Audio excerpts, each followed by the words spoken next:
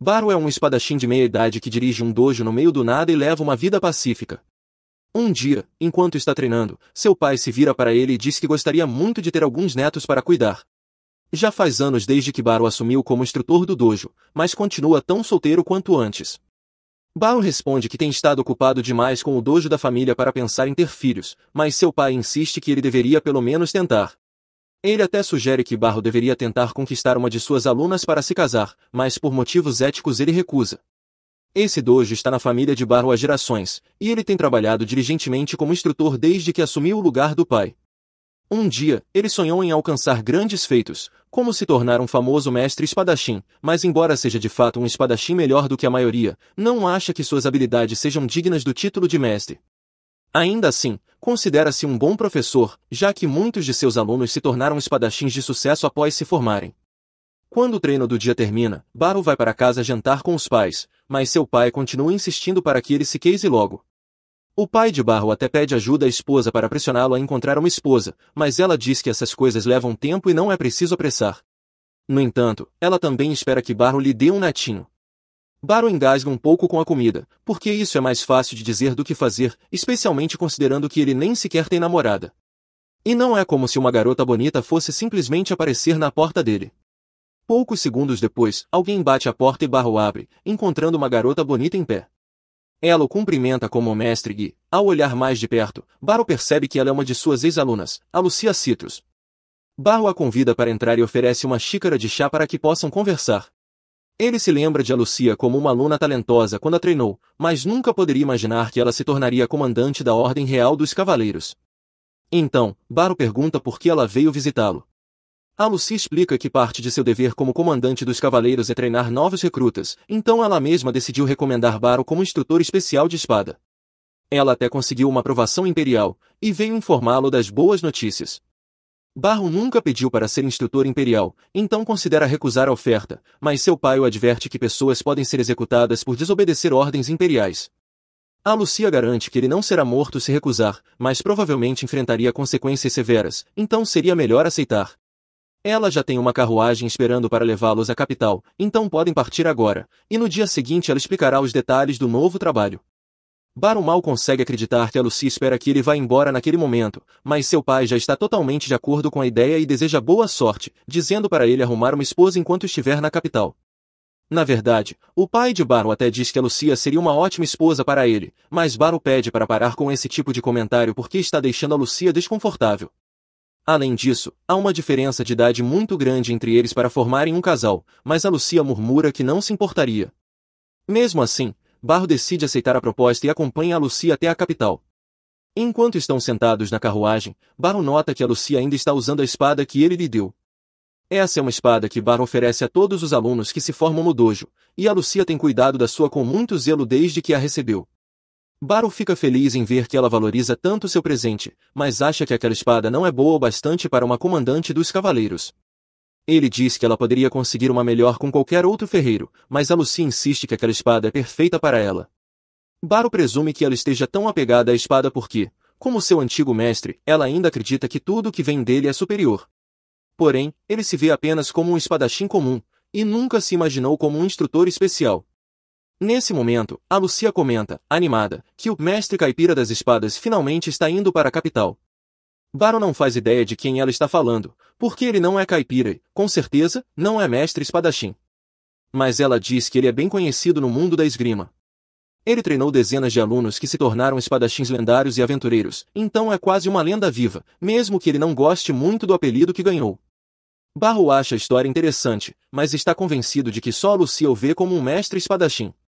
Logo eles chegam à capital real. A Lucia deixa Baru numa hospedaria para descansar e diz que o buscará na manhã seguinte.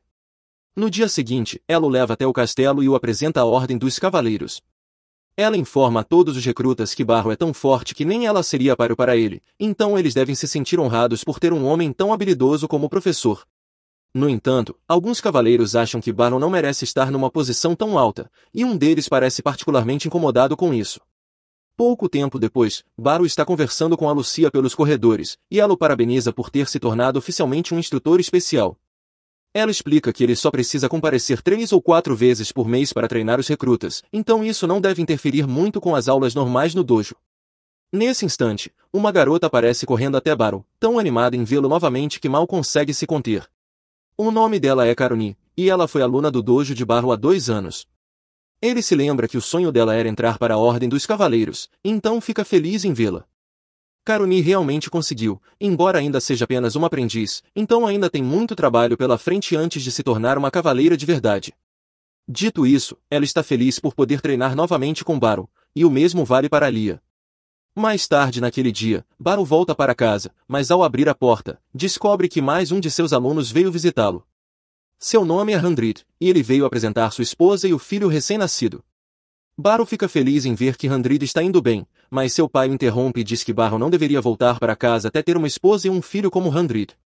Falando em Handrid, depois de se formar no dojo de Baro, ele se tornou um aventureiro de patente platina.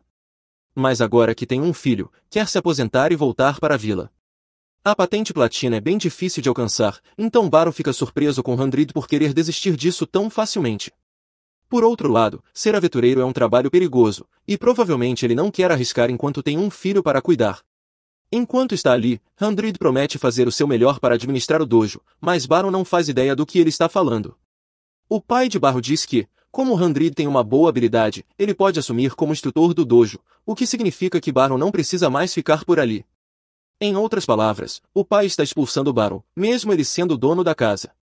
No dia seguinte, Baro explica toda a situação para Lia e diz que precisa encontrar uma casa na cidade. O lugar onde dormiu ontem era luxuoso demais para ele ficar lá permanentemente, então quer encontrar algo mais acessível. A Lucia fica mais do que feliz em ajudá-lo com isso. Ela pergunta se ele gostaria de morar na casa dela, mas Baro acha que isso não seria apropriado. Para a decepção de Lucia, ele recusa. Então ela pergunta se ele gostaria de almoçar com ela, e Baro concorda, então os dois começam a caminhar em direção a um restaurante.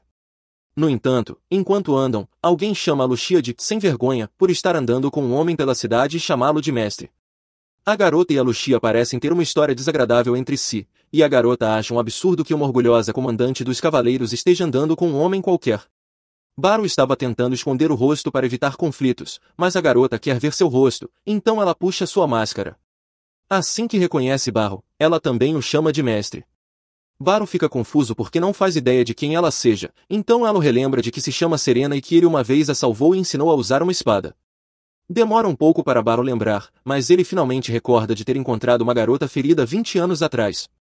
Ele a acolheu, cuidou dela até se recuperar e depois a ensinou a lutar, mas não havia mais de uma década. Ele fica agradavelmente surpreso ao ver que ela agora é uma aventureira de patente negra. Serena pede desculpas por não ter visitado Baro todos esses anos, mas também está curiosa sobre o motivo de ele estar na capital real. A Lucia explica que Baro foi nomeado instrutor especial da Ordem dos Cavaleiros e que está se mudando para a capital. Ela está ajudando ele a encontrar uma hospedagem adequada. Serena, no entanto, diz que é muito melhor em encontrar acomodações, pois como aventureiro está acostumada a ficar em estalagens. Serena e a Lucia começam a discutir sobre quem vai ajudar Baro a encontrar um lugar para morar, e ele não faz ideia de por que as duas se detestam tanto. Mas, com a ajuda das duas, ele acaba encontrando uma hospedagem que o agrada. Ele agradece a ambas pela ajuda, mas pede que parem de brigar por sua causa, pois não aguenta mais ouvir gritaria. Por respeito a Baro, as duas param de discutir e caminham em silêncio para casa.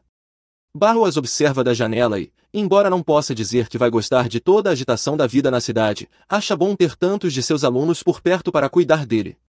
No dia seguinte, a Ordem dos Cavaleiros treina como de costume, e o vice-comandante Imlitz está dominando completamente os demais com suas habilidades.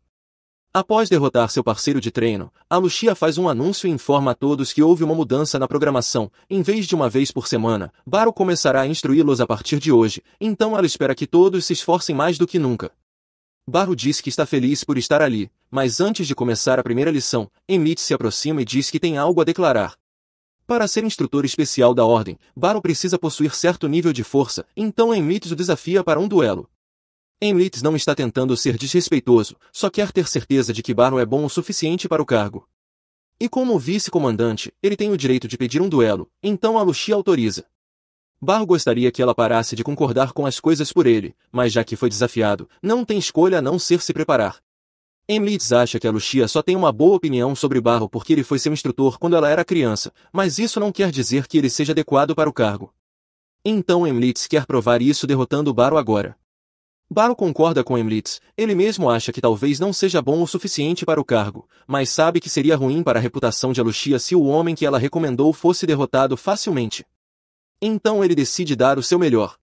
O duelo começa e Emlitz avança para atacar. Baru começa a parar os golpes e fica impressionado com o poder e a velocidade de Emlitz, mas sabe que se conseguir desviar um dos ataques no momento certo, vai deixá-lo completamente vulnerável, e poderá contra-atacar. É exatamente isso que ele faz, e Emlitz fica sem palavras, porque numa batalha real ele certamente teria morrido naquele instante. Isso conta como um ponto para Baru. Os dois retornam às suas posições iniciais, e Embleletes volta a atacar. Baru ainda não consegue acreditar em como Embleletes é forte, mas todos os seus movimentos são previsíveis, então foi relativamente fácil para ele aparar os golpes. Embleletes percebe que não vai acertar Baru se não usar tudo o que tem, então decide recorrer à sua técnica especial. A técnica da lâmina uivante tem tanta força por trás que não pode ser bloqueada nem aparada, então, teoricamente, não haveria como Baru vencer. No entanto, após Embleletes brandir sua espada, Baru desaparece e reaparece atrás dele, com sua lâmina encostada no pescoço de Embleletes. Com isso, Baru vence oficialmente o duelo, e Embleletes nem fica bravo com a derrota, apenas fica impressionado com a habilidade que Baru acabou de demonstrar. Ele ainda se desculpa por ter sido tão rude anteriormente. Mais tarde, Embleletes organiza uma festa para dar as boas-vindas a Baru como novo instrutor. No entanto, ele continua muito curioso para saber como Baru conseguiu contra-atacar sua técnica giratória especial. Baru explica que tudo o que fez foi acompanhar a rotação de Embleletes, o que permitiu que aparecesse atrás dele. No entanto, apesar de parecer simples, é muito mais difícil de fazer do que ele dá a entender.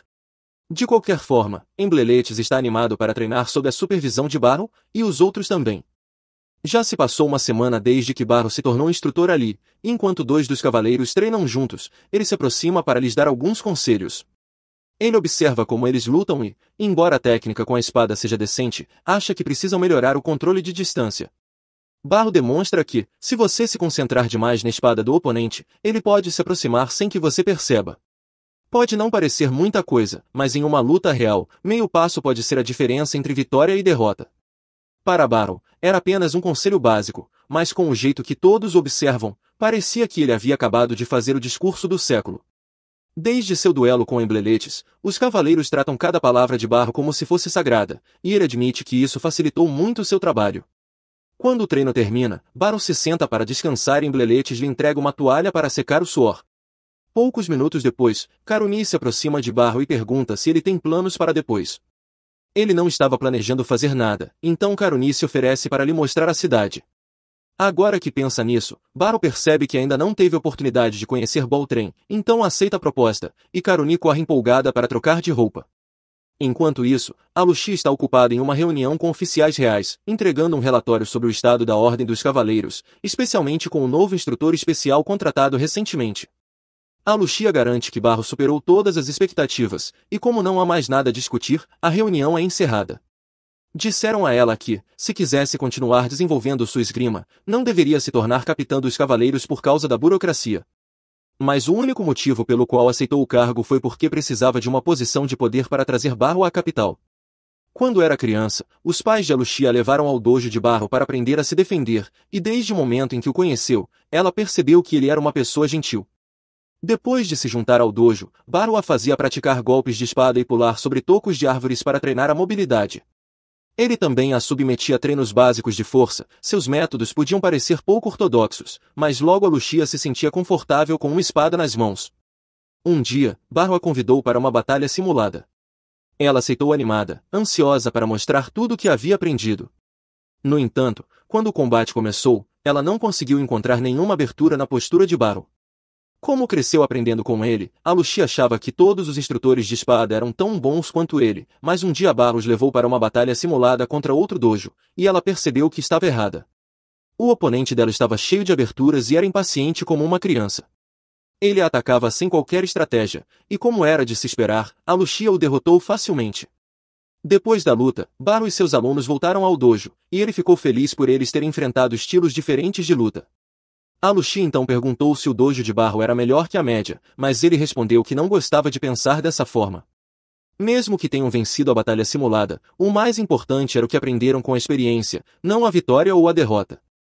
A Lucia entendeu o ponto de Barrow, mas logo percebeu que seu prendedor de cabelo estava faltando. Ela concluiu que devia tê-lo deixado no outro dojo, por ser algo muito importante para ela, decidiu voltar para buscá-lo. Ao chegar ao local, começou a procurar, mas percebeu que o garoto que ela havia derrotado o encontrou primeiro. Por um instante, pareceu que ele entregaria o objeto de volta sem problemas, mas seria pedir demais. Em vez disso, ele jogou o prendedor dentro do dojo e disse que a Lucia teria que enfrentar todos eles de uma vez se quisesse recuperá-lo. Mesmo tendo sido derrotado na luta anterior, ele acreditava que não poderia perder agora que estava com seus amigos. Considerando quão fracas eram as habilidades de espada deles, a Lucia provavelmente conseguiria derrotar todos sozinha. Mas ela sabia que Barrow não aprovaria o uso de suas habilidades para machucar os outros, então apenas ficou parada, pronta para apanhar. No entanto, antes que o garoto pudesse acertar seu rosto, Barrow apareceu na frente dela e levou o golpe no lugar. O ataque não o feriu, mas ainda assim doeu um pouco, então ele perguntou aos garotos se era realmente assim que queriam usar suas habilidades com a espada. O valentão ainda não entendia que seu comportamento era errado e tentou atingir Barrow na cabeça, mas desta vez ele se esquivou com facilidade e o desarmou com um único movimento. Em seguida, desviou dos ataques dos amigos do garoto, mas antes que a situação piorasse, o mestre do dojo chegou. Ele ouviu a confusão e correu até lá o mais rápido que pôde, ficando extremamente decepcionado ao ver seus alunos agindo de forma tão bárbara. Ajoelhou-se diante de Barrow e pediu desculpas sinceramente, prometendo que isso nunca mais aconteceria. Barrow e a Lucia começaram a voltar para casa juntos, e ele explicou que teve um mau pressentimento quando ela saiu para buscar o prendedor, então a seguiu para garantir que estava tudo bem. A Lucia se sentia mal por Barrow ter levado um golpe por causa dela, mas ele disse que não havia sido tão grave. Além disso, ela não tinha feito nada de errado, então não precisava se culpar. Na verdade, ele achava que a culpa era dele, pois, como professor, não deveria tê-la deixado ir sozinha a um lugar potencialmente perigoso. Anos se passaram e a Lucia agora está no meio de mais uma batalha simulada com Barrow. Sua forma ainda era tão sólida quanto antes, mas desta vez, ao balançar a espada, a Lucia conseguiu acompanhá-lo e até marcar um ponto contra ele. Pela primeira vez, Barrow se surpreendeu com o quanto a Lucia havia melhorado, e acreditou que ela finalmente estava pronta para se formar em seu dojo. Então, ele a presenteou com sua espada cerimonial de graduação. Nessa altura, a Lucia havia percebido que Barrow era ignorante quanto ao quão divinas eram suas habilidades com a espada, e ela realmente não queria deixar o dojo, pois ainda havia muito a aprender com ele. No entanto, ao mesmo tempo, não queria causar problemas a Barrow, então não discutiu. Em vez disso, decidiu provar que as técnicas de Barrow eram superiores a todas as outras, e por isso se inscreveu no programa da Ordem dos Cavaleiros e fez o teste de entrada. Como esperado, durante o teste, nenhum dos outros candidatos foi páreo para o treinamento que ela recebeu de Barrow. Nem mesmo os examinadores conseguiram acompanhá-la, então nunca teriam chance contra Barrow. Ele possui um tempo de reação quase sobre-humano e habilidades de observação que superam qualquer pessoa normal. Não havia dúvidas na mente de Lucia de que Barrow era o maior espadachim do mundo. No entanto, Barrow não tinha consciência de sua própria habilidade, e, conhecendo-o, viveria feliz pelo resto da vida como um mestre desconhecido. Mas a Lucia se recusava a deixar seu mestre sem reconhecimento. Com suas habilidades, ela foi subindo lentamente nas fileiras da Ordem dos Cavaleiros, na esperança de ganhar poder suficiente para apoiar Barrow. Quando finalmente alcançou o posto de comandante dos Cavaleiros, já haviam se passado 10 anos desde que deixará o dojo de Barrow. Nesse tempo, Barrow se tornará ainda mais incrível do que ela se lembrava. Ela se sentia um pouco culpada por tê-lo nomeado instrutor sem perguntar antes, mas foi a única maneira de tirá-lo da vila e fazê-lo ser reconhecido. Ela voltou ao salão de treinamento e se encontrou com Embleletes para perguntar como foi o treino com Barrow. Embleletes disse que foi incrível e que todos aprenderam muito com ele naquele dia. A Lucia não viu Barrow por perto e perguntou se ele já havia voltado para casa, mas Embleletes contou que ele saiu com Caroni, que disse querer mostrar a cidade para ele. A Lucia ficou um pouco com ciúmes ao ouvir isso, pois significava que Caroni basicamente havia convidado Barrow para um encontro, e ela gostaria de ter tido essa ideia primeiro. Enquanto isso, no passeio de Barrow e Caroni, ela mostrava todas as lojas maravilhosas da cidade, e Barrow ficou impressionado com quão animado era aquele lugar em comparação com sua vila. Ele se perguntou por que Caroni o levou ao Distrito Oeste, já que todas as atrações turísticas, como o palácio e a igreja, ficam no Distrito Norte. Caroni admitiu que ele estava certo, mas disse que, depois de morar na cidade por muito tempo, o palácio e a igreja perdem a graça. Mas Barrow realmente estava ansioso para vê-los. Enquanto ainda caminhavam pelo mercado, Barrow ouviu alguém chamando por ele. Ao se virar, viu uma garota se aproximando. Ela o chamava de mestre, então devia ser uma de suas alunas, mas ele não fazia ideia de quem ela era. Ela também parecia ser boa amiga de Karuni, mas ele ainda não conseguia se lembrar dela. A garota ficou desapontada por seu mestre ter se esquecido dela, então apontou para sua espada para lembrá-lo de que era uma de suas formandas. Baru pensou por mais alguns segundos e finalmente se lembrou de onde a conhecia. O nome dela era Facel, e ela de fato foi uma de suas alunas. Ela treinou ao lado de Karuni por 2 anos, embora naquela época parecesse bem diferente. Já fazia 5 anos desde que Baru a vira, então era natural que ela tivesse crescido muito. E ela estava indo muito bem na capital, pois agora era a principal integrante da tropa mágica. Baru ficou feliz em saber que ela estava bem, mas se surpreendeu por ela ter entrado para a tropa mágica, pois não se lembrava de ter ensinado nada sobre magia a ela. Karuni perguntou se Facel estava ali para fazer compras, e ela explicou que tinha vindo comprar acessórios mágicos. Baru nunca tinha ouvido falar desses acessórios antes, então Facel pegou um e explicou que eles permitem que qualquer um use magia. Embora ela mesma fosse capaz de usar magia sem acessórios, Baru ficou surpreso ao saber que Facel conseguia usar magia por conta própria, mas, considerando que ela disse fazer parte da tropa mágica, fazia sentido. Nesse momento, Baru ouviu uma mulher gritar porque sua bolsa havia sido roubada. Assim que viu a cena, Baru se preparou para correr atrás do ladrão, mas antes que fizesse qualquer coisa, Facel disse que ele podia deixar isso com ela. Ela então sacou sua espada e a envolveu com magia antes de desferir um golpe na direção do ladrão. O golpe liberou uma explosão de energia mágica que amarrou as pernas do ladrão. Assim que ele caiu no chão, Karuni o prendeu. Baru ficou impressionado com o modo como as duas lidaram com a situação, especialmente com a magia de Facel, pois nunca tinha visto nada parecido. Facel explicou que basicamente cobre a espada com magia sempre que luta, e que o treinamento com Baru foi muito útil para adaptar a magia ao combate. Ela se mostrou grata por isso, e Baru também ficou grato por ver que Facel ainda usava todas as técnicas que ele havia ensinado.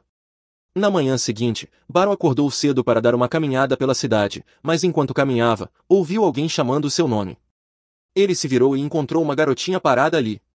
Ele perguntou se ela estava perdida, mas a garota gritou com ele por tratá-la como uma criança, pois ela era a líder da tropa mágica. Baru achou que a menina estava apenas brincando, então não acreditou. A garota começou a se irritar com o fato de Baru não acreditar nela, então demonstrou seu poder conjurando uma enorme bola de fogo com o dedo. Baru finalmente acreditou que ela fazia parte da tropa mágica, mas ficou surpreso que uma garotinha pudesse usar magia daquele jeito. Ela então lhe disse para parar de chamá-la de garotinha. A garota se chama Lucy, e ela é uma adulta. Ok, talvez adulta seja um pouco exagerado, mas ela é muito mais velha que Baru, então não vai aceitar ser tratada como uma criança. Facel contou tudo sobre Baru para ela e sobre como ele é incrível, então Lucy quis conhecê-lo pessoalmente. Ela tem certeza de que Baru deve ser um excelente professor, já que a habilidade de Facel com a espada é excepcional. No entanto, Baru afirma que o sucesso de Facel se deve ao esforço dela própria, e que ele só ensinou o básico.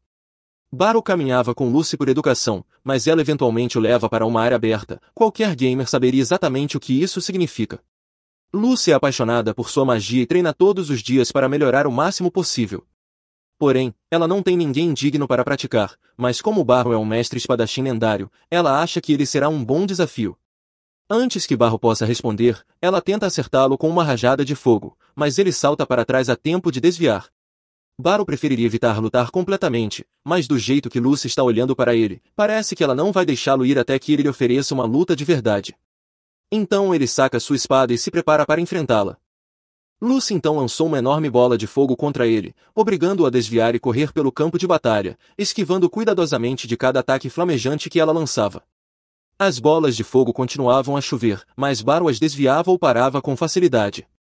Percebendo que seus ataques não estavam surtindo efeito, Lucy mudou de tática e conjurou 3 enormes esferas de gelo, lançando-as contra Baru.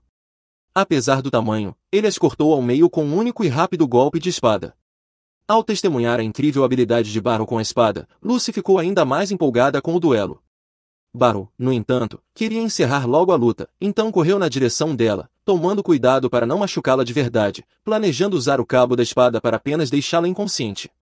Mas, ao se aproximar, Lucy se envolveu em chamas intensas, obrigando-o a recuar imediatamente. Por um breve instante, Lucy temeu perder se permitisse que ele se aproximasse demais. Baru percebeu o quanto era difícil contra-atacar magia usando apenas esgrima e desejou também poder usar magia. Lucy, no entanto, estava longe de terminar. Ela invocou mais bolas de fogo, agora dirigindo-as para trás de Barrow, forçando-o a recuar e correr novamente pelo campo. Lucy deu uma risadinha ao vê-lo correr aparentemente sem rumo. Como aquele era seu primeiro combate contra uma maga, ele realmente não tinha uma estratégia preparada.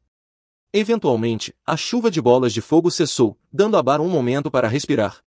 Justo quando achou que estava seguro, Lucy deixou cair uma enorme bola de gelo do alto, mirando diretamente nele. Barrow a viu a tempo e a rebateu de volta para Lucy, que a destruiu com uma explosão de fogo. A colisão criou uma névoa densa que bloqueou sua visão. Vendo uma oportunidade, Barrow correu pela névoa tentando desferir um golpe decisivo, mas Lucy lançou magia de raio no último segundo, derrubando-o para trás. Apesar dos esforços, Barrow ainda não havia acertado nenhum golpe direto, mas Lucy também não havia conseguido feri-lo, o que a deixava frustrada com o impasse. Determinada a acabar com a luta, Lucy decidiu usar sua carta na manga. Ao notar que ela havia parado por um instante, Barrow pensou que finalmente tinha uma abertura, mas interrompeu seu avanço quando viu Lucy invocar o que parecia ser um buraco negro. Ele não sabia exatamente o que aconteceria se aproximasse, mas seu instinto dizia que era perigoso, então permaneceu onde estava, aguardando com cautela. Após um momento tenso, Lucy suspirou e desfez completamente o feitiço. Ao ver que Barrow permanecerá calmo mesmo diante de uma magia tão poderosa, Lucy percebeu que continuar seria inútil. Admitindo que tinha ido longe demais, ela se desculpou sinceramente e sugeriu que encerrassem a luta por hoje. Barrow sentiu-se imensamente aliviado agora que o duelo com Lucy finalmente havia terminado. Enfrentar alguém tão formidável quanto ela havia sido uma experiência de tirar o fôlego. Logo depois, a curiosidade venceu Barrow, e ele perguntou a Lucy o que teria acontecido se ela realmente tivesse lançado aquele último feitiço. Lucy explicou casualmente que, em teoria, o feitiço teria despedaçado o corpo dele. Ainda assim, agora ela entendia por que Facel o admirava tanto. Qualquer pessoa comum que visse aquele feitiço teria desmaiado na hora. Aquela foi a primeira vez que Lucy encontrava um espadachim capaz de manter a compostura com tanta naturalidade. Sentindo-se genuinamente culpada por tê-lo arrastado para uma luta inesperada, Lucy o convidou para visitar o Instituto de Magia mais tarde, prometendo compensá-lo pessoalmente. Mais tarde naquele dia, Barrow seguiu com sua rotina habitual, instruindo os alunos do salão de treinamento.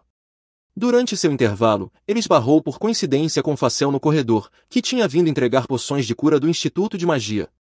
Ela ofereceu uma poção a Barrow, insistindo que ele aceitasse como um pedido de desculpas pelo comportamento anterior de Lucy. Inicialmente, Barrow tentou recusar, sabendo quão caras aquelas poções poderiam ser, mas Facel garantiu que era por conta da casa. Foi nesse momento que Barrow confessou a Facel que, até então, estava meio convencido de que Lucy era apenas uma garota jovem.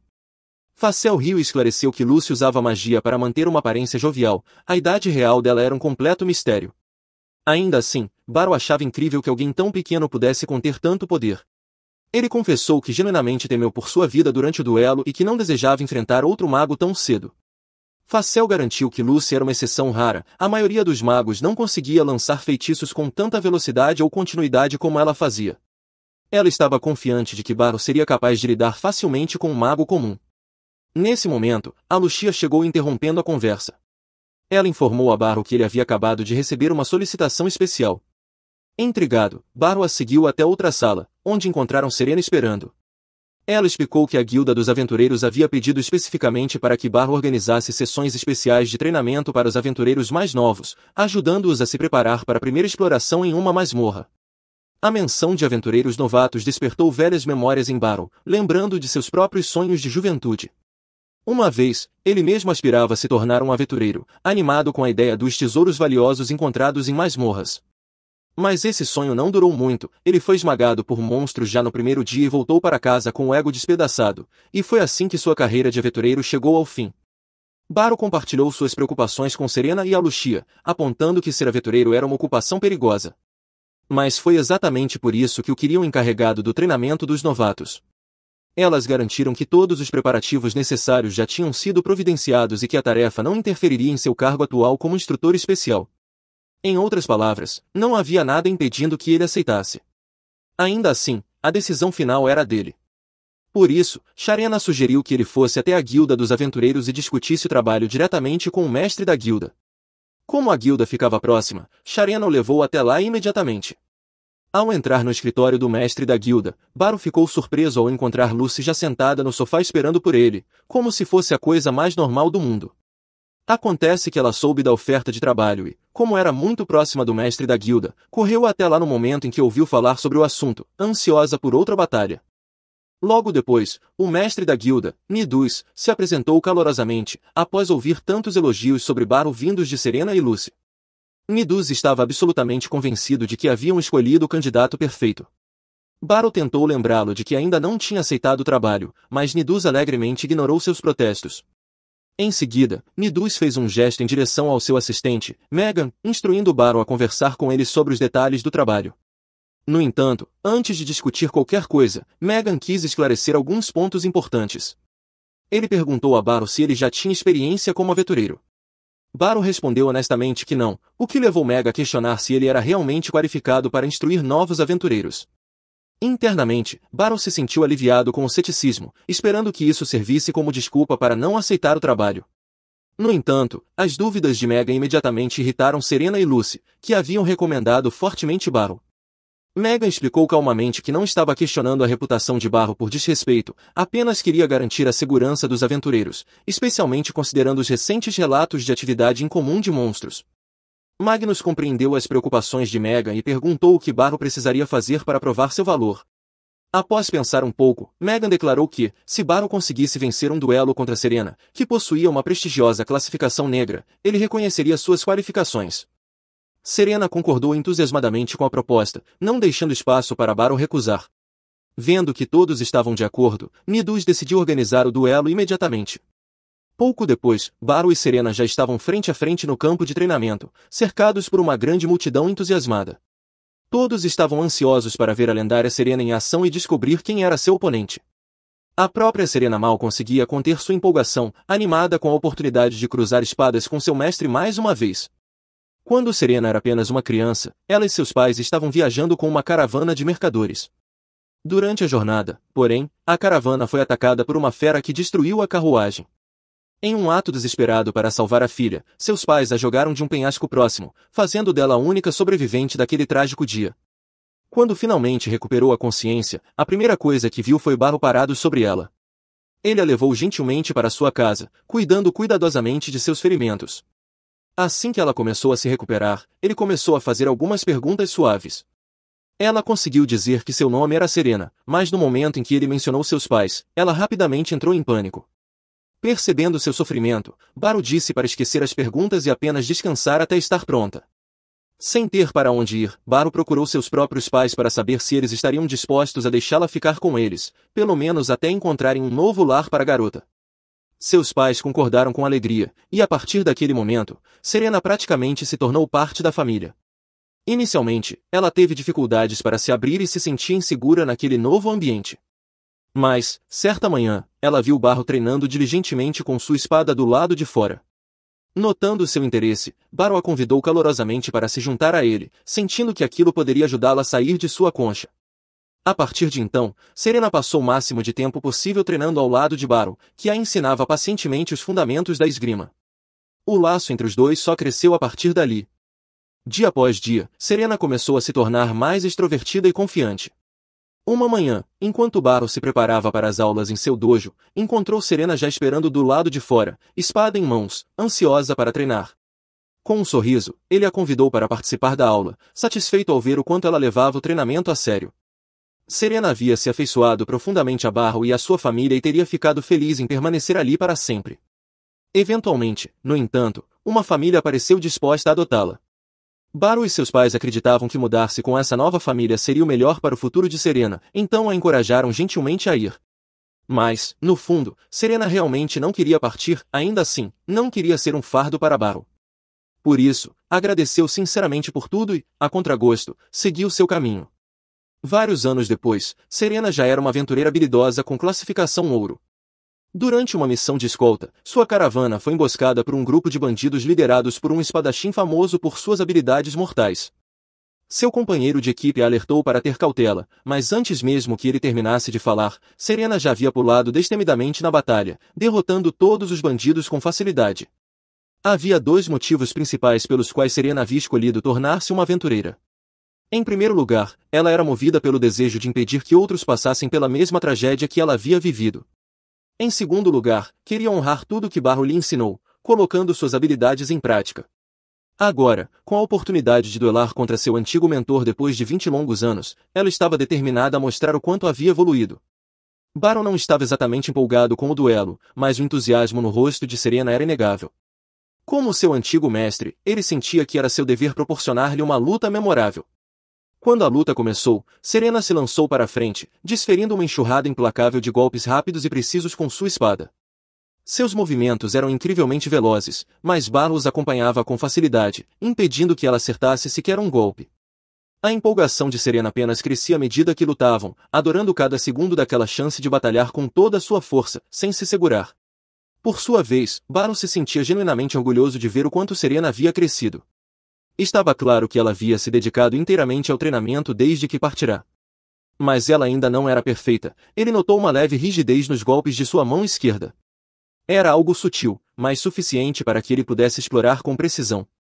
Com um movimento certeiro, ele enfiou sua espada pelo cabo da arma dela, desarmando-a de uma só vez. Serena tentou reagir com sua outra espada, mas Baron rapidamente varreu suas pernas, deixando-a estirada no chão com sua lâmina gentilmente apontada para o pescoço dela. Com isso, Baron venceu oficialmente o duelo. A plateia ao redor irrompeu em aplausos, e os outros rapidamente desceram para parabenizá-lo. Majin se aproximou, pedindo desculpas sinceras por ter duvidado das habilidades de Baron. Este, no entanto, reagiu com gentileza, assegurando-lhe que era perfeitamente normal duvidar de um instrutor que nunca havia sido visto em ação. Agora plenamente convencido da força de Baron, Majin o recebeu com prazer como um instrutor especial da guilda. Na manhã seguinte, Baron se encontrava diante da entrada de uma masmorra com seus novos alunos aventureiros, Poran, Nidri e Sarikats. Ao adentrarem a masmorra, o relógio mágico de Sarikats começou a brilhar, alertando sobre 6 monstros adiante. Os estudantes imediatamente se prepararam para o combate. Baron e Serena estavam ali apenas para garantir a segurança deles, então recuaram, permitindo que os alunos enfrentassem os monstros por conta própria. Os 3 engajaram-se rapidamente com os goblins e conseguiram derrotá-los com eficiência, demonstrando um trabalho em equipe e coordenação impressionantes. À medida que avançavam mais fundo na masmorra, a exploração prosseguiu sem problemas. Logo, já haviam explorado todo o local sem incidentes graves e começaram a retornar em direção à entrada. Durante o retorno, Baron sentiu-se um pouco inquieto, percebendo que havia menos monstros do que esperava. Subitamente, quando Poran se aproximou da saída da masmorra, o relógio mágico de Sarikats se despedaçou violentamente, detectando algo muito mais poderoso do que havia sido projetado para suportar. Baron gritou um alerta para Poran, mas já era tarde demais, ela foi subitamente agarrada por uma ameaça invisível. A jovem aventureira ficou gravemente ferida, mas ainda estava viva, necessitando urgentemente de atendimento médico. Contudo, Baron e Serena sabiam que não poderiam ajudá-la até que a criatura poderosa fosse derrotada primeiro, e isso não seria nada fácil. Diante deles estava um monstro lendário conhecido como Shenog Greel, um alvo especial infame por sua força aterradora. Mesmo os aventureiros mais experientes teriam dificuldade para sobreviver a um encontro com tal criatura. Mas não havia escolha. Baron e Serena se prepararam, prontos para lutar por suas vidas. Baron amaldiçoa sua sorte por ter trazido um monstro tão poderoso no primeiro dia de seu trabalho. Ele pergunta a Sherna se ela tem poções, e ela confirma. Baron fica aliviado ao ouvir isso e pensa que, enquanto Sherna segura o monstro, ele pode tratar o novato ferido. Ele estende a mão para ela, pedindo a poção. Mas Sherna pensa que ele está pedindo para ela atacá-lo. Então, ela faz exatamente isso e diz a Baron que concorda com ele, achando melhor que um mestre como ele enfrente o monstro. Ela imediatamente corre para salvar o garoto, deixando Baron perplexo. No entanto, ele não tem tempo para esclarecer a confusão, pois o grifo o ataca, e ele desvia rapidamente. Baron assume sua posição, percebendo que não tem outra escolha senão lutar. O monstro continua atacando com suas garras, e Baron vai sendo empurrado para trás pouco a pouco enquanto tenta bloquear os golpes.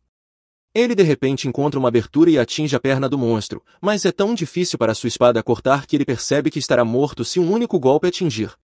O monstro continua pressionando, e então Baron se distrai ao ver Sherna carregando o garoto ferido para dentro da caverna. O monstro o atinge, jogando-o para longe e ferindo seu braço. Baron decide mudar sua estratégia e avança diretamente para o grifo, mas o monstro solta uma bola de fogo que quase o atinge. Em seguida, Baron tenta se aproximar do monstro pela lateral, mas ele se vira e usa sua cauda como um chicote pesado para empurrá-lo para trás. No entanto, Baron segue em frente e corta a cauda do monstro, deixando-o muito irritado. O monstro solta outra bola de fogo contra ele e, logo depois, o derruba com toda a força, arrastando-o pela floresta. Baro consegue, de algum modo, subir nas costas do grifo, mas ele de repente sobe aos céus, quebrando a barreira do som enquanto tenta jogá-lo para fora. Baro se agarra com força e, no final, o monstro o traz de volta ao ponto de partida. Mas dessa vez, ele não economiza seus poderes. O grifo usa a expansão de domínio e transforma o chão abaixo dele em lava, forçando Baro a recuar. No entanto, os poderes do grifo se estendem até a caverna onde os novatos estão se abrigando, e eles se veem jogando um jogo de a lava está no chão de apostas altíssimas. Quando Baro ouve uma garota gritando, ele percebe que não pode esperar mais. Ele corre sobre a lava, atacando o grifo de diferentes direções para confundi-lo. O grifo começa a lançar bolas de fogo nele, mas Baro usa a explosão para se impulsionar para frente. Com um impulso extra, ele consegue perfurar o olho do grifo, mas sua espada quebra no processo. Baro teme que este seja o fim quando, de repente, vê Shanna pulando de um penhasco em direção ao grifo. Ela imobiliza o monstro e, sem perder tempo, corta sua cabeça. Ela agradece a Baro por ajudá-la a derrotar um monstro de classe S, e ele diz que não fez nada. Baro então pergunta sobre o estado do novato ferido, e Shanna lhe diz que ele vai se recuperar. Após isso, Shanna e Baro vão até a sede da guilda e mostram a prova de que mataram um monstro de classe S para o mestre da guilda. Ele não consegue acreditar que conseguiram matar um monstro tão perigoso enquanto protegiam 3 novatos. E Shanna diz que todos sobreviveram apenas porque Baro estava lá. Baro nem tem a chance de contar ao mestre da guilda que foi Shanna quem deu o golpe final, pois o mestre começa a agradecer-lhe e pergunta como pode recompensá-lo. Ele oferece para torná-lo um aventureiro de alto escalão imediatamente, mas Baro recusa instantaneamente a oferta, pois não está interessado em arriscar sua vida todos os dias. Depois disso, a guilda envia uma equipe para recuperar o corpo do grifo, e Shanna agradece Baro pelo que ele fez naquele dia. Ele se recusa a levar muito crédito e diz que venceram sem nenhuma baixa porque ela tomou todas as decisões corretas. No dia seguinte, Baro pede ajuda a Kian porque precisa encontrar um ferreiro habilidoso para consertar sua espada. A Lucia vai junto, movida puramente por ciúmes, mas diz a Baro que o ajudará a escolher uma espada nova e melhor, que se adeque à sua força e habilidades. Quando chegam à loja do ferreiro, Baro reconhece imediatamente o ferreiro como Balder, um de seus ex-alunos. Até Balder fica surpreso ao ver seu professor depois de tanto tempo. E a Lucia fica surpresa ao ver que até pessoas que podem ser classificadas como tios aprenderam com Baro. Baro explica que Balder foi seu único aluno mais velho que ele. Ele queria fazer espadas melhores, então entrou para seu dojo para aprender como um espadachim realmente as usa. Baro diz a ele que está feliz por ver que ele abriu sua loja dos sonhos, e Balder agradece a ele por isso. Ele então pergunta a todos o que desejam, e KY pede para afiar sua espada curta. Balder dá uma olhada e lhe diz que ela está muito danificada para ser consertada e que seria melhor comprar uma nova. A Lucia fica surpresa com isso, porque KY não usa sua espada curta de forma agressiva. Baro pergunta a ela como a espada se sente em sua mão, e ela responde que é agradável e leve. Tanto Baro quanto Balder entendem imediatamente que uma espada curta não é a escolha certa para KY, pois ela não sente o peso da arma. Ele sugere que ela tente uma espada maior, e KY gosta da ideia.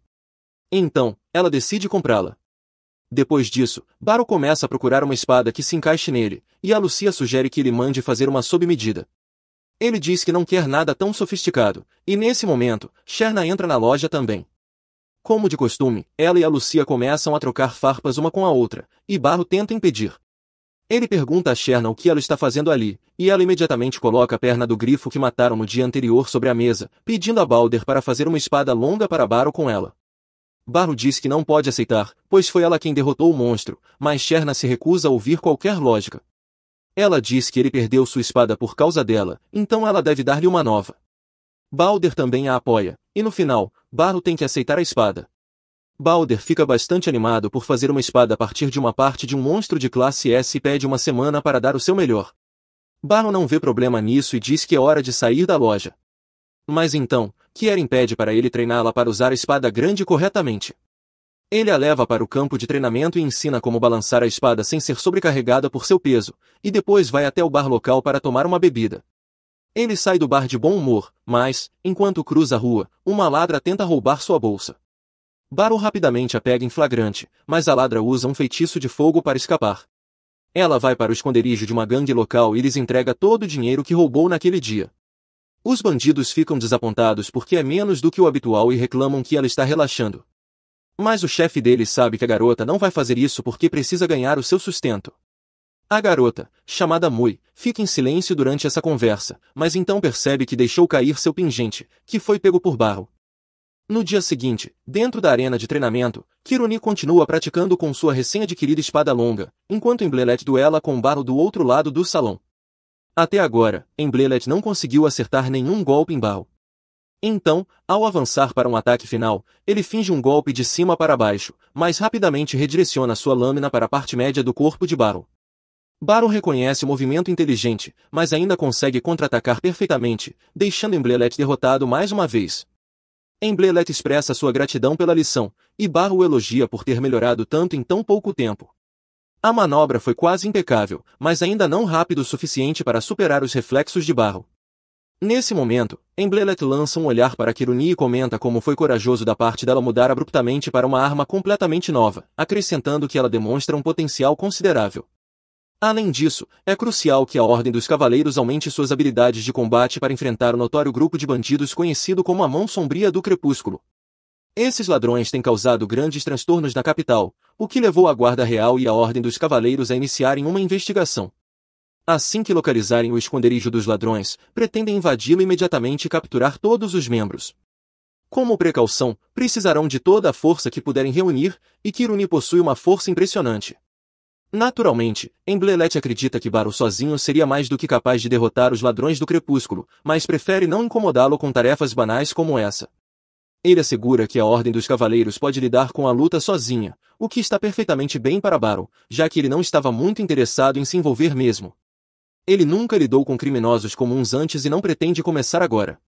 Mas então se lembra do anel que obteve do batedor de carteiras no dia anterior e se pergunta se ele poderia ser útil na investigação.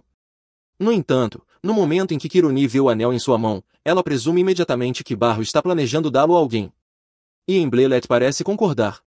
Antes que Barro possa corrigi-los, Kiruni comenta, provocando, que ele talvez devesse escolher um anel maior se estiver planejando propor para Lucia, já que esse parece minúsculo e provavelmente só cabe no dedo de uma criança. Barro fica completamente confuso sobre como chegaram a essa conclusão absurda, mas finalmente consegue falar e esclarecer que o anel não é um presente. Ele explica que ontem foi alvo de uma ladra, mas conseguiu agarrar o pulso dela antes que ela pegasse alguma coisa. Mesmo assim, ela conseguiu escapar ao pegá-lo de surpresa com magia de fogo. Kiruni acha a situação toda estranha, porque se a garota realmente fosse capaz de usar magia, não teria razão para recorrer a furtos. A magia é uma habilidade extremamente rara, então qualquer um capaz de conjurar feitiços pode se inscrever gratuitamente no Instituto de Magia, onde todos os custos de vida são cobertos. Emblelet especula que talvez a garota estivesse usando algum acessório encantado para produzir o fogo, mas de qualquer forma, ele pergunta a Barro o que pretende fazer com o anel. Barro responde que não tem interesse em ficar com ele, e como provavelmente se trata de propriedade roubada, prefere devolvê-lo ao verdadeiro dono.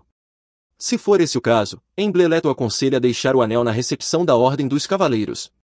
E é exatamente isso que Barro faz. Agora que o assunto do anel está resolvido, Barro não planeja se envolver mais. Afinal, ele não perdeu nada para a ladra e certamente não está interessado em persegui-la. No entanto, de alguma forma, a expressão que ela tinha quando foi pega continua a incomodá-lo.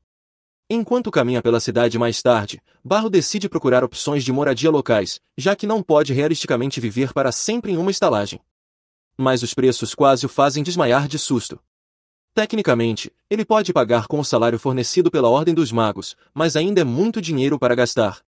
Nesse momento, ele nota uma garota parada atrás dele, aparentemente procurando por algo. Então se aproxima para ver se ela precisa de ajuda.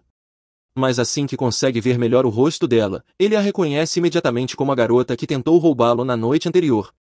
Ele pergunta se ela está procurando por um certo anel, mas assim que ela ouve a menção, ataca-o imediatamente, achando que ele o roubou. Barro rapidamente pede para ela se acalmar, pois prefere não causar um escândalo público. Primeiro, ele explica que deixou o anel na recepção da Ordem dos Cavaleiros, ou seja, não está mais com ele. E a garota claramente não pode simplesmente entrar na sede da Ordem para recuperá-lo. Em segundo lugar, Barro questiona se ela realmente roubou o anel, pois é estranho ela passar por tanto trabalho para recuperá-lo, a menos que ele tenha algum valor pessoal. Ela afirma com firmeza que não roubou o anel, e isso é o suficiente para Barro. Então, ele instrui que ela o acompanhe para que ele possa ajudá-la a recuperá-lo. Mui inicialmente hesita em acompanhá-lo, mas ele aponta que seria difícil para ela provar a posse do anel por conta própria. Mas se Barro testemunhar a favor dela, recuperar o anel não deverá levar muito tempo. Mui concorda relutantemente em segui-lo, embora deixe claro que está longe de estar satisfeita com o arranjo. Quando chegam à sede da Ordem dos Cavaleiros, Barro recupera o anel, mas antes de entregá-lo a Mui, diz que quer conversar com ela brevemente. Nesse momento, a Lucia sai do prédio e, ao ver Barro discutindo com Mui, assume de imediato que a garota deve ser alguma filha secreta que ele estava escondendo. Barro nega imediatamente essa alegação. Todos entram, e Barro tem a chance de explicar toda a situação para a Lucia. Quando ela entende o que está acontecendo, pergunta a Barro como ele prefere lidar com Mui. Normalmente, como cavaleira, a Lucia seria responsável por prender Mui por furto, mas Barro prefere não colocá-la em apuros. Ele então pergunta diretamente a Mui se ela vai parar de roubar se ele deixá-la ir embora. Mas, em vez de responder à pergunta, ela apenas exige que ele devolva o anel. É óbvio que ela não tem a menor intenção de parar de roubar, mas sua relutância em mentir sobre isso convence Barro de que, no fundo, ela é uma criança honesta. A Lucia então se lembra de ter ouvido que Mui usou magia contra Barro e pergunta se ela usou algum item mágico ou se a magia era inata. Mui responde que lançou o feitiço por conta própria. A Lucia explica que, se ela realmente possui talento mágico, Kingman se responsabilizaria por seu bem-estar, o que significa que ela não precisaria mais roubar. Mui começa a se abrir aos poucos, eventualmente revelando que não pode parar de furtar porque precisa urgentemente de 5 milhões de DOC. Seu chefe prometeu que, se ela entregasse exatamente essa quantia, ele usaria magia para ressuscitar sua irmã. Mas, como ela não tem tempo suficiente para ganhar essa quantia de forma legal, recorreu ao crime. Barro percebe imediatamente que o chefe de Mui está enganando-a, pois sabe que a ressurreição simplesmente não é possível, embora saiba também que ela jamais acreditaria se ele dissesse isso. Nesse momento, a Lucia decide sair temporariamente, dizendo que há algo importante que precisa verificar. Enquanto isso, Barro e Mui permanecem sozinhos. Barro pergunta gentilmente se ela gostaria de alguns biscoitos, e embora Mui recuse, é óbvio que está com fome, então ele pensa em outra alternativa. Ele se afasta brevemente e retorna com um pão para Mui. No instante em que ela o recebe, começa a devorá-lo vorazmente. Observando-a comer, Barro se sente aliviado por tê-la encontrado naquele dia, pois estava preocupado desde que viu a tristeza em seus olhos no dia anterior. Assim, poder ajudá-la, mesmo que um pouco, o deixa satisfeito. Com isso resolvido, ele decide que já a reteve por tempo suficiente e devolve o anel a ela. Agora que recuperou o que veio buscar, Mui anuncia que vai embora. Mas, antes que possa sair, Lucy entra subitamente. Após ser informada por a Lucia sobre o talento mágico de Mui, Lucy se apresenta como líder da corporação mágica e convida Mui a se matricular no Instituto Mágico, enfatizando que estão sempre abertos a novos usuários de magia. Mesmo assim, Mui recusa a oferta, explicando que frequentar o instituto não vai ajudá-la a conseguir os 5 milhões de DOC que precisa. Lucy pergunta o motivo de ela precisar de uma quantia tão absurda, levando Mui a revelar que pretende pagar um mago para ressuscitar sua irmã morta. No momento em que Mui diz isso, Lucy imediatamente a informa que está sendo enganada, já que magia de ressurreição simplesmente não existe. Apesar das palavras de Lucy, Mui insiste teimosamente que sua irmã realmente pode ser trazida de volta, porque ela mesma viu isso acontecer, ou, pelo menos, é o que acredita ter visto. Na realidade, como se vê em suas memórias, o suposto mago apenas moveu ligeiramente o corpo da irmã. Tomada pela dor, Mui acreditou imediatamente que ele possuía o poder de ressuscitá-la. O mago então afirmou que seriam necessários 5 milhões de DOC para completar a ressurreição e, desde então, Mui passou a roubar para acumular essa quantia. Lucy sente compaixão por Mui ter caído numa armadilha tão cruel, mas reforça com firmeza que magia de ressurreição não existe. Mui, furiosa, acusa Lucy de estar mentindo, mas ela esclarece que é uma maga extremamente respeitada que estuda magia há centenas de anos. Portanto, se tal magia realmente existisse, ela certamente saberia disso muito antes de qualquer charlatão aleatório. Nesse ponto, Mui começa a perceber que talvez tenha sido mesmo enganada, e Lucy pede o nome do mago responsável por toda essa situação. Mui, desconfiada, pergunta por que Lucy quer saber. Lucy responde calmamente que pretende confrontar o mago diretamente para verificar se ele realmente é capaz de realizar magia de ressurreição ou se está apenas mentindo. No improvável caso de ele estar dizendo a verdade, Lucy promete pagar pessoalmente os 5 milhões de DOC necessários para ressuscitar a irmã de Mui. No entanto, se o homem estiver mentindo, então ele desonrou a memória da irmã de Mui, algo que Lucy se recusa absolutamente a perdoar. Mui revela, a contragosto, que o nome do mago é Twiligit, o mesmo do infame líder dos Ladrões do Crepúsculo. Lucy então pede que Mui a leve imediatamente até ele. A Lucia se oferece para ir junto, mas sua presença como cavaleira chamaria muita atenção, então ela pede a Barrow que os acompanhe. Pouco depois, eles chegam à entrada do esconderijo de Twiligit, e Barrow se surpreende ao ver que o covil dos ladrões fica logo ao lado de uma rua movimentada. Barrow começa a se arrepender de não ter trazido uma espada de verdade para o confronto. Mas Lúcio tranquiliza dizendo que, dadas as habilidades dele, uma espada de madeira deve ser mais do que suficiente contra bandidos comuns. Sem motivos para adiar mais, Lúcio arromba a porta da frente com um feitiço, chamando imediatamente a atenção de vários ladrões. Um deles tenta agarrar Lucy de maneira lasciva, mas ela não perde tempo com pervertidos e o lança longe com facilidade. Em seguida, instrui Barrow a cuidar do restante enquanto ela enfrenta Twiligit pessoalmente. Os ladrões então notam Mui atrás de Barrow e a reconhecem como a traidora que revelou a localização deles, fazendo um deles avançar contra ela com agressividade. No entanto, Barrow acerta rapidamente na garganta com sua espada de madeira. Apesar de não ser uma arma letal, um golpe na garganta ainda dói pra valer, o que faz os outros pensarem duas vezes antes de avançarem. Enquanto Barrow enfrenta os inimigos no andar de cima, Lucy desce ao porão para confrontar Twiligit. Assim que a vê, ele utiliza um acessório mágico para lançar projéteis de gelo contra ela. Mas Lucy é uma maga extremamente habilidosa, então um ataque simples como aquele não poderia detê-la. Ela derrete o gelo com facilidade, mas Twiligit rapidamente puxa outro acessório mágico e usa telecinesia para levantar Lucy no ar. Ela percebe imediatamente que foi assim que ele enganou Mui. Twiligit admite abertamente que usou telecinesia para manipular o cadáver da irmã dela e fingiu que era necromancia, zombando de como Mui havia sido ingênua ao acreditar genuinamente que ele possuía poderes de ressurreição. Em seguida, ele forma uma bola de fogo com a intenção de eliminar Lucy de uma vez por todas. Mas a paciência de Lucy já havia se esgotado completamente, então ela rapidamente lança um feitiço de vento diretamente em Twiligit, nocauteando-o com a força do impacto. Enquanto isso, no andar de cima, Barrow já havia cuidado de quase todos os bandidos, mas um deles se levantou cambaleando e começou a chamar Mui de criança ingrata, apesar de tudo que Twiligit supostamente havia feito por ela. Esse insulto deixou Barrow furioso, então ele acertou o homem na garganta novamente, derrubando-o no chão. Pouco depois, Lucy subiu do porão arrastando o corpo inconsciente de Twiligit e exigiu que ele contasse a verdade para Mui, a menos que quisesse ser atingido por magia de vento outra vez. Twiligit, relutante, admite a Mui que havia mentido o tempo todo sobre a magia de ressurreição, deixando Mui absolutamente devastada ao perceber que sua irmã estava realmente morta para sempre. Agora que todos os ladrões haviam sido neutralizados, Lucy anuncia que irá chamar a Ordem dos Cavaleiros para prender Twiligit e sua gangue. Um tempo depois, todos os bandidos capturados são carregados em uma carroça para serem levados à prisão. Alice agradece a Barrow e Lucy por sua valiosa ajuda. No entanto, ainda há muita investigação a ser feita, porque aqueles acessórios mágicos que Twiligit usava eram poderosos demais para alguém como ele conseguir sozinho. Isso implica que há outra pessoa manipulando os acontecimentos por trás das cortinas, e eles precisam descobrir exatamente quem é essa pessoa. Enquanto Twiligit e o restante dos bandidos eram levados embora, um homem desconhecido observava em silêncio das sombras.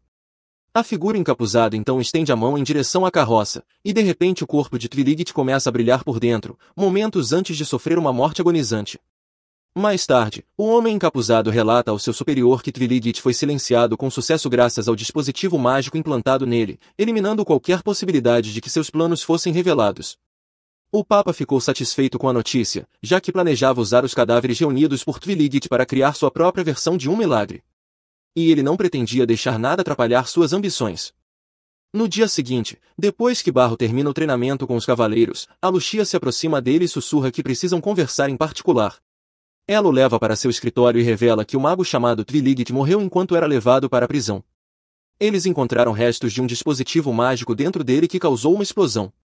Atualmente, os cavaleiros estão investigando o caso com a ajuda do núcleo mágico. Barrow fica surpreso e descobre que o subordinado de Twiligit não sabia nada sobre o paradeiro dos corpos preservados. Ele acha isso extremamente suspeito e agora tem certeza de que Lucy estava certa ao dizer que alguém estava controlando Twiligit como uma marionete. Em seguida, Barrow vai à loja de Balder junto com Kuruni, e o mestre ferreiro terminou de forjar uma espada para ele usando a perna do grifo. Barrow fica impressionado com a espada, mas acha que pode ser demais para um velho comum como ele. No entanto, Kuruni o anima, dizendo que será perfeita para ele e que está empolgada para ver como ela se sai. Barrow diz que vão testá-la assim que chegarem ao campo de treinamento. Mas, ao saírem da loja, encontram Lucy esperando por eles. Ela diz que precisa falar com Barrow em particular, e ele avisa Kuruni que o teste da espada será adiado. Lucy então leva Barrow para sua enorme mansão, onde ele pergunta sobre notícias de Mui. Lucy diz que está tentando convencê-la a entrar na academia de magia, mas não é uma tarefa fácil. Ao entrarem, Barrow vê um rosto desconhecido, e Lucy o apresenta como Ibroy, um sacerdote da igreja de Saint. Barrow sabe que essa igreja é uma religião fundada por uma nação vizinha e se pergunta o que um sacerdote está fazendo ali. Lucy explica que todas as ferramentas mágicas que Twiligit usava foram feitas na nação de Saint. Ibroy acrescenta que quem as entregou a Twiligit foi o bispo Rivius, que também o fazia coletar corpos em troca dos itens mágicos. Agora está claro que Twiligit trabalhava para ele o tempo todo. Barrow não entende por que um bispo precisaria de corpos, e Ibroy explica que é para o milagre de Sim. Lucy acrescenta que, em Sem, chamam a magia de milagre, e Ibroy diz que o maior de todos é a ressurreição dos mortos, embora se acredite que apenas o deus deles a tenha realizado. Ibroy conta que o bispo Rivius está pesquisando esse milagre usando os cadáveres. Mas impedi-lo não é simples, pois ele está no reino atual. Lucy diz que a Ordem dos Cavaleiros o convocou como testemunha para um julgamento no dia seguinte. Ela espera que ele coopere pacificamente, pois, se fugir para seu país, eles não poderão fazer nada sem causar tensão entre as nações. Barrow tem um mau pressentimento, e Ibroy confirma ao dizer que, se Rivius tentar fugir, ele mesmo deve capturá-lo. Lucy explica que se os cavaleiros ou o corpo mágico agirem, pode gerar um incidente internacional. Mas Barrow é praticamente um freelancer, então pode prender o bispo sem grandes complicações. Ela diz que a Lucia também aprovou a missão, e Barrow percebe que não tem escolha. Ele pensa que, ao prender Rivius, talvez consigam recuperar o corpo da irmã mais velha de Mui, o que traria algum alívio à garota. Ele aceita a missão e Lucy o acompanha até a saída. Quando abrem a porta, encontram Mui voltando das compras com uma empregada. O clima fica estranho entre ela e Barrow, mas ele comenta que parece que Lucy está cuidando bem dela. Mui se irrita e pergunta por que estão sendo tão gentis com ela, se até poucos dias era considerada criminosa. Ela quer saber por que se importam tanto, e Barrow percebe que ela está confusa com todas as mudanças repentinas em sua vida. Ele diz que ela não precisa se preocupar com isso, pois ainda é uma criança e é dever dos adultos cuidar das crianças. Ele aconselha que aceite a bondade das pessoas ao seu redor, pois ninguém vai machucá-la ou se aproveitar dela. Mas Mui ainda tem dificuldades para aceitar isso. Barrow diz que, se ela se sentir mal por receber tanto, pode retribuir no futuro comprando um jantar para ele quando crescer. Ele tenta acariciar sua cabeça, mas ela afasta sua mão, ainda não se sentindo à vontade com demonstrações de afeto. Barrow decide deixá-la no seu tempo e parte da mansão para se preparar para a missão. Naquela noite, Barrow vai até a filial local da igreja de Sem e encontra o bispo Rivius arrumando suas coisas para fugir do país. Ele decide invadir a igreja e prendê-lo imediatamente. Mas o capitão da guarda do bispo o impede. Barrow tenta resolver de forma pacífica, dizendo que Rivius foi convocado pela Ordem dos Cavaleiros e deveria permanecer no país. Mas o capitão afirma que o bispo não precisa seguir as regras deles. Nesse momento, mais guardas aparecem, e o capitão autoriza o uso de milagres. Ao sair, os 3 guardas sacam suas espadas e usam magia para aumentar suas habilidades físicas, algo que Barrow desconhece completamente, pois nunca tinha visto esse tipo de magia antes. Os 3 guardas o atacam com grande velocidade, e ele tem dificuldade para parar todos os golpes ao mesmo tempo. Percebe que precisa dar tudo de si se quiser vencer essa luta. Então, para de se conter. Quando um dos guardas avança, ele desvia para o lado e corta o estômago do inimigo com sua nova espada, impressionado com o fio da lâmina. Logo em seguida, os outros 2 guardas o atacam juntos. Subitamente, mais guardas aparecem do outro lado, e Barrow percebe que está em apuros. Felizmente, reforços chegam a seu lado, e os inimigos são atingidos por um feitiço mágico que os desarma. Face, a espadachim mágico, e Kuruni estão ali para apoiá-lo. Ele pergunta, o que diabos vocês estão fazendo aqui? Eles dizem que estavam apenas passando, mas ele tem certeza de que é só uma desculpa. De qualquer forma, ele se sente grato, pois com a ajuda deles consegue derrotar os inimigos. Um dos guardas o ataca, mas ao bloquear o golpe, a magia de encantamento físico que o fortalecia se desfaz e ele cai no chão. Barrow ainda o imobiliza por segurança, e ao mesmo tempo os outros guardas sofrem destino parecido. Logo mais guardas chegam correndo, e as garotas pedem para Barrow deixá-las lidar com a situação. Ele agradece e corre em direção à igreja, onde o bispo e o capitão da guarda o aguardam. Enquanto o capitão o cobre, o bispo Rivius usa seu poder para despertar os mortos dos caixões. Um a um, eles se erguem e cercam Baro. Mui, a irmã da garota, também está entre eles. Cercado por zumbis, o bispo e seu guarda deixam o local. Baro amaldiçoa o bispo, dizendo que aquilo é o oposto de um milagre. Ele pensa se deve lutar contra os mortos-vivos quando, de repente, um deles o ataca pelas costas. Ele o empurra, mas o zumbi agarra seus pés enquanto os outros se aproximam. Baro decapita o zumbi, que explode em chamas azuis e desaparece. Agora que conhece sua fraqueza, Baro elimina os demais com facilidade, mas ao se deparar com a irmã de Mui, hesita. Então, toma uma decisão. Vira-se de repente, a abraça e se desculpa antes de cortar sua cabeça. Ela também desaparece em chamas azuis. Baro fica com os olhos marejados, pois agora Mui jamais terá o encerramento emocional que merecia. Enquanto ele lamenta a garota, o capitão da guarda surge e ativa o encantamento físico em si mesmo. Ele parte para cima de Baro sem dar tempo para reagir. Por sorte, Baro consegue bloquear o primeiro ataque, mas tem dificuldade com os seguintes, pois o inimigo é mais forte que qualquer um que já enfrentou. De repente, o capitão perfura o braço de Baro, que recua. Mesmo ferido, ele decide ensinar uma lição a esse homem que brinca com a vida dos outros. Avança contra ele, desvia do ataque e corta seu braço. O capitão da guarda fica chocado por alguém conseguir feri-lo mesmo com um aumento de poder. Então, decide usar tudo o que tem, esfaqueia a si mesmo com uma adaga mágica, aumentando ainda mais sua força. Ele lança um ataque brutal contra Baro, que sofre bastante porque não consegue bloquear tudo. Apesar disso, ele não recua. Mantém a calma e espera pelo próximo ataque. Quando o capitão avança de novo, Baro se aproxima, desvia por pouco da espada e corta seu braço por trás. O capitão se vira, mas Baro aproveita o movimento e o atinge no peito. Ele cai no chão, sangrando muito, mas ainda se levanta para atacar mais uma vez. Porém, ao ultrapassar seus limites, seu corpo começa a sangrar completamente. Mesmo assim, ele avança como um lunático, dizendo que se for preciso se sacrificar por um milagre, ele o fará. Ele ergue a espada uma última vez, mas não consegue nem desferir o golpe e desaba no chão. Baro fica perplexo e pergunta por que ele foi tão longe. O homem apenas responde que Baro jamais entenderia, e então atinge 0 de HP, finalmente morrendo. Baro sai da igreja e vê que Kieren e Face já prenderam o bispo. Ele os agradece e se vira para Rivius, dizendo que ele pagará por seus atos profanos. Rivius, no entanto, não se importa e declara que o reino de Sen está condenado até que a igreja consiga mais poder. Como devoto de seu Deus, ele fará de tudo para desbloquear mais milagres. Baro fica pasmo com os delírios do velho, mas sua missão está oficialmente encerrada. No dia seguinte, ele relata tudo a Lucy, que o elogia, embora ele ainda esteja deprimido por não ter conseguido ajudar Mui. Lucy o manda parar de lamentar e segui-la, pois preparou uma boa recompensa por ele ter cumprido a missão. Leva Baro até uma bela casa em um lugar agradável e diz que ele pode ficar com ela como recompensa. Baro fica surpreso, mas como já estava pensando em comprar uma casa, aceita com satisfação. Ao abrir a porta, tem outra surpresa, vê Mui limpando o chão.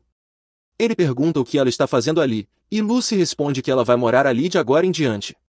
Sem entender, ele escuta a explicação. Mui vai se matricular na academia de magia, mas precisa da permissão de um responsável, e Lucy decidiu nomear Baro como tal. Ela diz que faz todo sentido eles morarem juntos e pede que Mui confie nele, pois ele é um adulto que realmente se importa. Mui ouve tudo em silêncio e então abre a porta de um dos quartos, dizendo que quer aquele. Já se passaram 5 dias desde que Baro se mudou para sua nova casa. E, embora esteja muito feliz por finalmente ter uma casa com jardim e água encanada, ele ainda está se acostumando a viver ali. Além disso, agora ele tem a responsabilidade de cuidar sozinho de uma adolescente. Mui então desce para o café da manhã, e Baro pergunta se ela gostou da comida que ele preparou, mas tudo o que ela responde é que está tudo bem, desde que seja comestível. Mudando de assunto, Baro se oferece para cuidar da roupa suja dela do dia anterior, mas ela insiste em lavar sozinha, o que seria aceitável, exceto pelo fato de que, da última vez que ele deixou por conta dela, Mui apenas jogou água em cima das roupas e achou que estava tudo resolvido. Segue-se um silêncio constrangedor por alguns segundos até que Mui finalmente fala alguma coisa, mas não é para puxar conversa, ela só está pedindo permissão para usar o banheiro.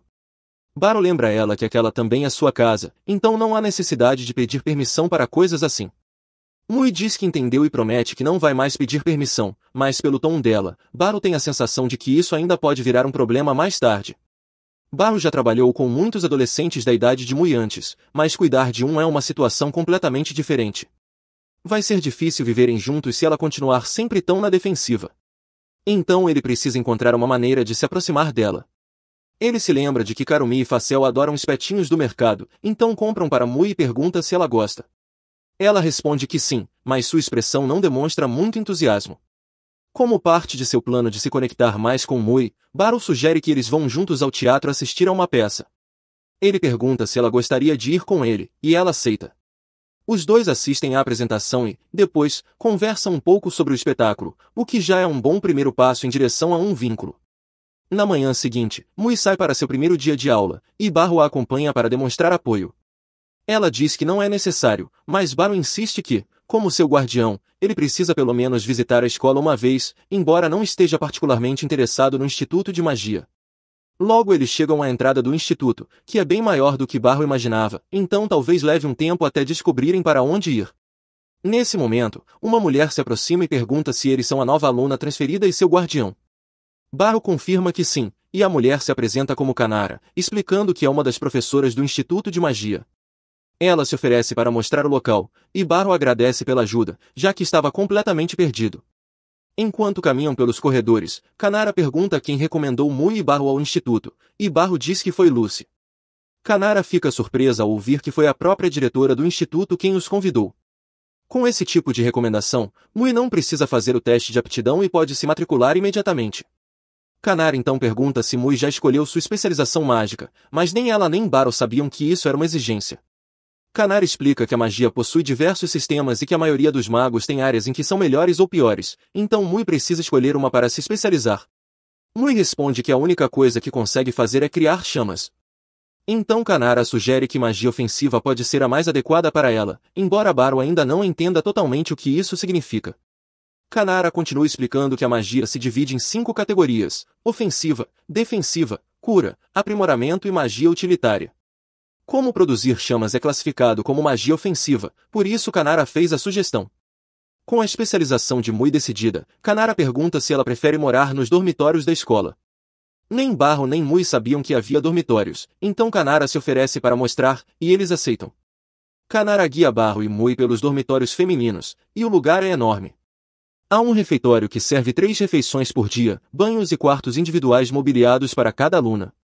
Mui parece gostar muito do dormitório, e até Baru acha o lugar impressionante. No entanto, ele se preocupa com a possibilidade de Mui ter dificuldades para se enturmar com as outras alunas. Ela ainda age de forma distante e fria sempre que ele tenta conversar.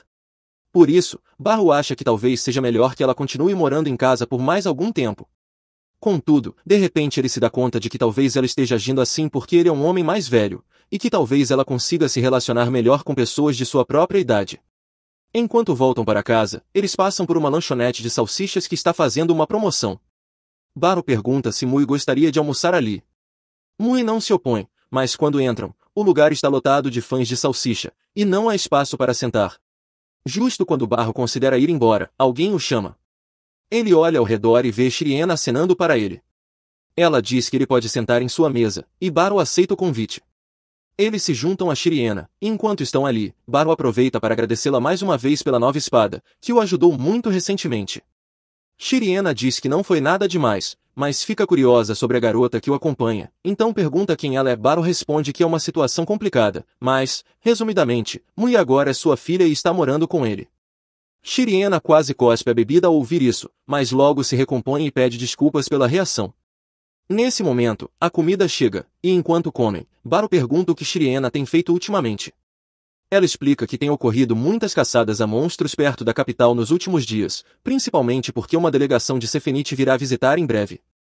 Baru não fazia ideia disso, mas aparentemente há uma reunião anual entre as nações aliadas, e a guilda é obrigada a limpar a área de todos os monstros nas redondezas para garantir a segurança da delegação. Depois de terminarem a refeição e saírem para o lado de fora, Baru diz para Mui ir na frente, já que ele precisa passar na ordem dos cavaleiros. Mas antes de ir, ele menciona para Serena que Mooi acabou de se matricular no Instituto de Magia e pede que ela diga algumas palavras de incentivo.